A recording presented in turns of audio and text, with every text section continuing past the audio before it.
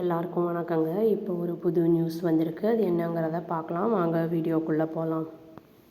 விருதுநகர் மாவட்டத்தில் ஒரு 19 வயசு பொண்ணு என்ன பண்ணியிருக்காங்கன்னா, தன் உயிரை அவங்களே மாய்ச்சிக்கிட்டாங்க அப்படின்னு நியூஸ் வந்திருக்கு அவங்க வீட்டில்.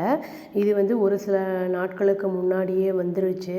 இது எதனால் அப்படின்னு கேட்டால், இவங்க அவங்களுடைய சீனியர் யாருக்கூடையோ ஃபோட்டோ எடுத்திருக்காங்க. அதை ஸ்டேட்டஸில் வச்சுருந்துருக்காங்க. அது எப்படியோ பிரின்ஸ்பாலுக்கு அது போயிருந்திருக்கு அப்படின்னு சொல்லப்படுது.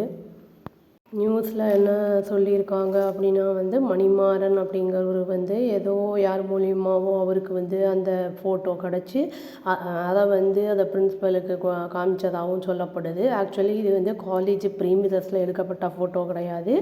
சும்மா நார்மலாக வெளியில் எடுத்தது அது அந்த ஃபோட்டோ. அது இவங்க இந்த பொண்ணு பேர் சோலைராணின்னு சொல்லிட்டு இவங்களுடைய கவனத்துக்கும் வந்திருக்கு. பிரின்ஸ்பலுக்கு இந்த விஷயம் தெரிஞ்ச உடனே அவர் என்ன பண்ணியிருக்காருன்னா, அவங்க சோலைராணியை பேரண்ட்ஸை கூட்டிகிட்டு வா அப்படின்னு சொல்லியிருக்காங்க. இந்த பொண்ணு ஒரு பிசிஏ ஸ்டூடெண்ட், செகண்ட் இயர் படிச்சுக்கிட்டு இருந்திருக்காங்க.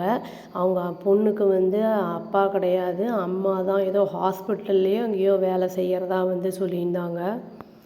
அந்த பொண்ணு வந்த உடனே பேரண்ட்டை அவங்க அம்மாவை கூட்டிகிட்டு வந்த உடனே ரொம்ப நேரம் வெயிட் பண்ண வச்சுருக்காங்க போல். அப்புறம் அவங்க ரொம்ப ஹார்ஷாகவும் பேசி ஏதோ லெட்டர்லாம் எழுதி கொடுக்க சொல்லியிருந்திருக்காங்க. இந்த பொண்ணுக்கு ஒரே மன உளைச்சலாக இருந்திருக்கு. வீட்டுக்கு போய் இந்த மாதிரி ஒரு தவறான முடிவை எடுத்திருக்கு இந்த பொண்ணு. இந்த இதை எடுத்ததுக்கப்புறம் அந்த காலேஜ், அது ரெப்யூட்டட் காலேஜுன்னு தான் சொல்லப்படுது. அங்கே இருக்கிற ஸ்டூடெண்ட்ஸ் எல்லாம் கிட்டத்தட்ட ஒரு 500 பேர் பக்கம் ப்ரொட்டஸ்ட்டில் ஈடுபட்டிருந்தாங்க.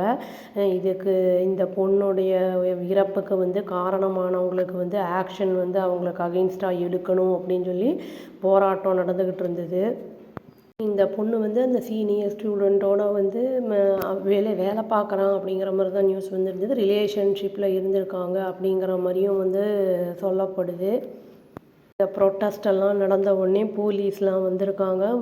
அந்த காலேஜோட பிரின்ஸ்பல் அசோக்கு, அப்புறம் மணிமாறன் அப்படின்னு சொன்னால அவங்க 2 பேரையும் டியூஸ்டே அன்னைக்கு அரெஸ்ட் பண்ணியிருக்காங்க. இந்த பொண்ணுடைய இறப்புக்கு காரணம் அப்படின்னு சொல்லி அந்த இதில் அரெஸ்ட் பண்ணியிருந்திருக்காங்க.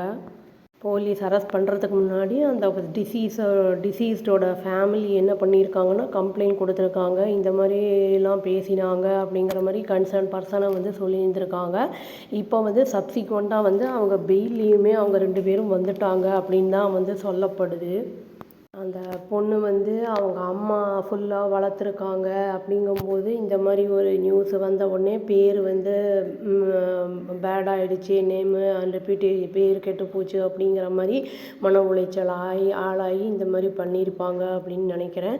பட் இந்த மாதிரி பண்ணுறது அப்படிங்கிறது ஒரு முடிவு கிடையாது. இந்த மாதிரி சப்போஸ் தாட்ஸ் எல்லாம் வருதுன்னா அதுக்கு நம்பர்ஸ் எல்லாம் நிறைய கொடுக்குறாங்க. இவங்களுக்கு இந்த மாதிரி இருக்கும்போது நம்மளுக்கு கவுன்சிலிங்லாம் நிறைய தேவை. பிரச்சனைகள் ஏதாவது இருக்குது அப்படிங்கும்போது அதை வெளிப்படையாக யார்கிட்டையாவது சொல்லும்போது நம்மளுக்கு சொல்யூஷன் கிடைக்கும். இறந்த அந்த பொண்ணு 19 வயசு தான், பாவம் டீனேஜ் தான். அந்த பொண்ணு இறந்த பொண்ணோட அந்த ஆத்மா சாந்தி அடையணும்னு சொல்லி நான் இந்த வீடியோவை முடிச்சுக்கிறேங்க. அவ்வளோதான். Thank you. Please do like, share and subscribe our channel and click the all option and press the bell icon. Thank you.